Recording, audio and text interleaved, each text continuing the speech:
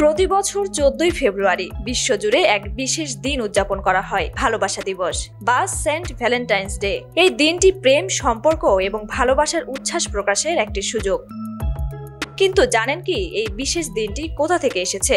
Saint Valentine, যার নাম থেকে এই দিনটি পরিচিত, ছিলেন একজন ধর্মযাজক। তবে তিনি কে ছিলেন, তার সম্পর্কে কি জানা যায়? সেন্ট ভ্যালেন্টাইন ছিলেন একজন রোমান পুরোহিত। খ্রিস্টীয় 3য় শতাব্দীতে সেই সময় রোমান সম্রাট 2য় ক্লডিয়াস সিদ্ধান্ত নেন যে সৈন্যরা বিবাহিত হলে তাদের মনোযোগে সমস্যা হয়, তাই তিনি বিবাহ নিষিদ্ধ করেন।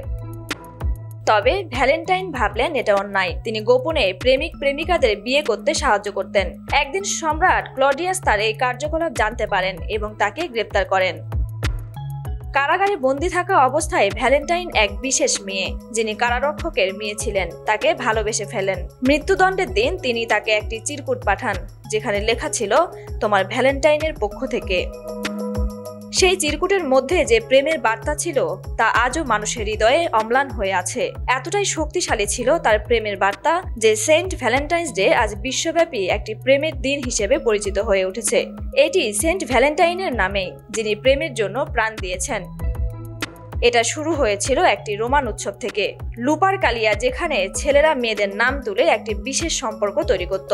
পরে গির্জা এই উৎসবটিকে খ্রিস্টান উৎসবে রূপান্তরিত করে এবং সেন্ট ভ্যালেন্টাইনের স্মরণে এটি পালিত হতে থাকে।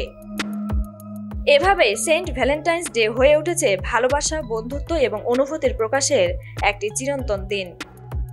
Tanzil Akter, news now 24।